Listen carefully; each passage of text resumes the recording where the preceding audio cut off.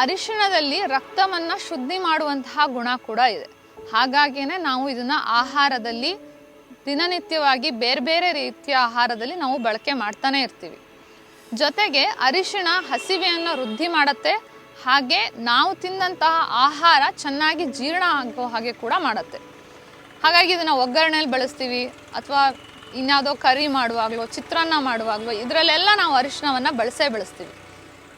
ಇದೇ ಕಾರಣಕ್ಕೆ ನಾವು ಅರಿಶಿಣವನ್ನು ಆಹಾರ ರೂಪದಲ್ಲಿ ಬಳಸೋದು. ಇನ್ನೊಂದು ಏನಂತಂದರೆ, ಮಲೆನಾಡಿನ ಭಾಗದಲ್ಲಿ ಈ ಅರಿಶಿಣವನ್ನು ಇನ್ನೊಂದು ರೀತಿಯಲ್ಲಿ ಆಹಾರದಲ್ಲಿ ಬಳಸ್ತಾರೆ. ಬಹುಶಃ ಈ ಕಡೆ ಬೆಂಗಳೂರು ಅಥವಾ ನಗರ ಪ್ರದೇಶಗಳಲ್ಲಿ ಗೊತ್ತಿರಲಿಕ್ಕಿಲ್ಲ. ಅರಿಶಿಣದ ಕೊಂಬೇನಿದೆ, ಅದು ಒಣಗಿಸಿದ್ದಾಗಿರಬಹುದು ಅಥವಾ ಹಸಿ ಅರಿಶಿಣನೂ ಆಗಿರಬಹುದು. ಆ ಅರಿಶಿಣದ ಕೊಂಬನ್ನು ಒಂದು ಸ್ಲೈಸ್ 3ರಿಂದ 4 ಸ್ಲೈಸ್ ಮಾಡಿಕೊಂಡು ನೀವು ಕಟ್ ಮಾಡ್ಕೋಬೇಕು. ಅದಾದಮೇಲೆ ಅದನ್ನು ಚೆನ್ನಾಗಿ ತುಪ್ಪದಲ್ಲಿ ಹುರಿಬೇಕು. ಅರಿಶಿಣವನ್ನು ಹುರಿದಾದ್ಮೇಲೆ ಸ್ವಲ್ಪ ಜೀರಿಗೆ ಹಾಗೆ ಒಂದು ಸ್ವಲ್ಪ ಮೆಣಸಿನ ಕಾಳು ಇದನ್ನು ಕೂಡ ಹುರಿದು, ನಂತರದಲ್ಲಿ ಇದ್ರ ಜೊತೆಗೆ ತೆಂಗಿನ ತುರಿ ಏನಿರುತ್ತೆ, ತೆಂಗಿನ ತುರಿ ಹಾಕಿ ಉಪ್ಪು ಹಾಕಿ, ಹಾಗೆ ಹುಳಿಗೆ ಏನು ಬೇಕು ಹುಣಸೆ ಹಣ್ಣಾದರೂ ಆಗಿರ್ಬೋದು ಅಥವಾ ಇನ್ಯಾವುದಾದ್ರೂ ಹುಳಿಯನ್ನು ಕೊಡೋಂಥ ಪದಾರ್ಥ ಆಗಿರ್ಬೋದು, ಅದನ್ನೆಲ್ಲ ಹಾಕಿ ಚೆನ್ನಾಗಿ ರುಬ್ಬಿ, ನಂತರ ಈ ಮಿಶ್ರಣಕ್ಕೆ ಒಗ್ಗರಣೆ ಲಾಸ್ಟಿಗೆ ಹಾಕಿದ್ರೆ, ಕೊನೆಯಲ್ಲಿ ಒಂದು ಒಗ್ಗರಣೆ ಹಾಕಿದರೆ ಅರಿಶಿಣದ ಚಟ್ನಿ ಸಿದ್ಧ.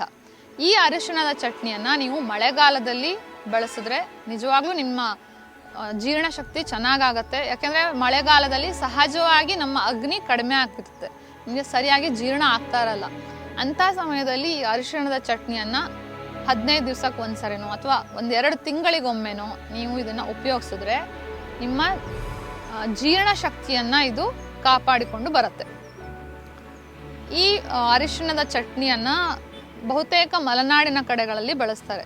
ಇದನ್ನು ನೀವು ಪ್ರಯೋಗ ಮಾಡಿ ನೋಡಬಹುದು.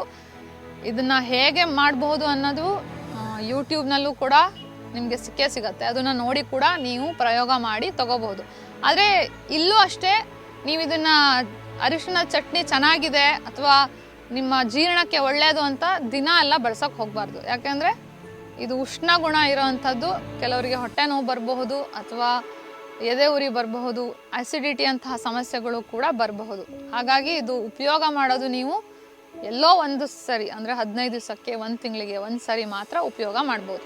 ಹಾಗೂ ಹೆಚ್ಚು ಬಿಸಿಲಿರುವಂಥ ವಾತಾವರಣದಲ್ಲಿ, ಈ ಬೇಸಿಗೆಗಾಲದಲ್ಲಿ ಅಂಥ ಸಮಯದಲ್ಲಿ ನೀವು ಈ ಅರಿಶಿಣ ಚಟ್ನಿಯನ್ನು ಉಪಯೋಗ ಮಾಡದೇ ಇರೋದೇ ಒಳ್ಳೆಯದು. ಈ ಅರಿಶಿಣಕ್ಕೆ ವಾತಾವರಣದ ಗಾಳಿಯನ್ನು ಶುದ್ಧಿ ಮಾಡುವಂತಹ ಕ್ಷಮತೆ ಕೂಡ ಇದೆ. ಹಾಗಾಗಿಯೇ ನಾವು ಪ್ರತಿನಿತ್ಯ ಇದರ ಧೂಪವನ್ನು, ನೀವೆಲ್ಲ ಸಾಂಬ್ರಾಣಿ ಧೂಪ ಕೇಳಿರ್ತೀರಲ್ವಾ, ಎಲ್ಲರಿಗೂ ಸಾಂಬ್ರಾಣಿ ತಗೊಳಕ್ಕಾಗಲ್ಲ, ಕೆಲವ್ರಿಗೆ ಸಿಗದೇ ಇರಬಹುದು.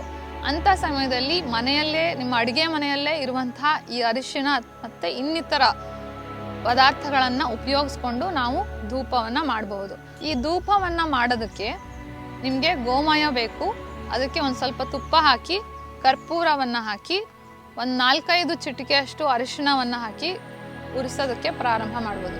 ಅದರ ಜೊತೆಗೆ ನೀವು ಒಂದಿಷ್ಟು ಸಾಸಿವೆ ಕಾಳು, ಈರುಳ್ಳಿಯ ಸಿಪ್ಪೆ ಮತ್ತು ಬೆಳ್ಳುಳ್ಳಿಯ ಸಿಪ್ಪೆ ಇವುಗಳನ್ನು ಕೂಡ ಹಾಕಿ ಧೂಪವನ್ನು ಮಾಡ್ಬೋದು. ಇದರಿಂದ ವಾತಾವರಣದಲ್ಲಿರುವ, ನಿಮ್ಮ ಸುತ್ತಮುತ್ತಲಿನ ಗಾಳಿಯಲ್ಲಿರುವ ಸೂಕ್ಷ್ಮ ಜೀವಿಗಳ ನಾಶ ಆಗತ್ತೆ, ಹಾಗೂ ನಿಮಗೆ ಶುದ್ಧ ಗಾಳಿ ಸಿಗತ್ತೆ.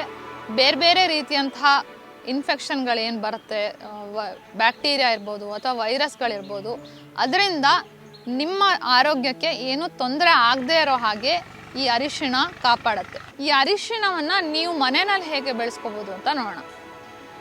ಅರಿಶಿಣವನ್ನು ಬೆಳಿಬೇಕು ಅಂದರೆ ಚೆನ್ನಾಗಿ ಬಿಸಿಲಿರುವಂತಹ ಪ್ರದೇಶ ಬೇಕು. ನೀವು ಇದನ್ನು ಹೂವು ಕುಂಡದಲ್ಲಾದರೂ ಬೆಳಿಬಹುದು ಅಥವಾ ನೇರವಾಗಿ ನೆಲದ ಮೇಲೆ ಹಾಕಿ ಕೂಡ ಬೆಳಿಬಹುದು. ಅರಿಶಿಣದ ಕೊಂಬನ್ನು ತಗೊಂಡು ನೀವು ಭೂಮಿಯಲ್ಲಿ ಹಾಕ್ತಿರಲ್ಲ ಅಥವಾ ಮಣ್ಣಿನಲ್ಲಿ ಹಾಕ್ತಿರಲ್ವ, ಅದಾಗಿ 1 ತಿಂಗಳಿಗೆ ಸಾಮಾನ್ಯವಾಗಿ 25ರಿಂದ 30 ದಿನಗಳೊಳಗೆ ನಿಮಗೆ ಹೊಸ ಎಲೆಗಳು ಬರೋಕ್ಕೆ ಪ್ರಾರಂಭ ಆಗತ್ತೆ. ಅದಾದಮೇಲೆ ಇದನ್ನು ನೀವು ಬೇರೆ ಯಾವುದಾದ್ರೂ ಹೂಕುಂಡದಲ್ಲೂ ಹಾಕ್ಬೋದು ಅಥವಾ ನೇರವಾಗಿ ನೆಲದಲ್ಲೂ ಕೂಡ ಬೆಳೆಸಬಹುದು.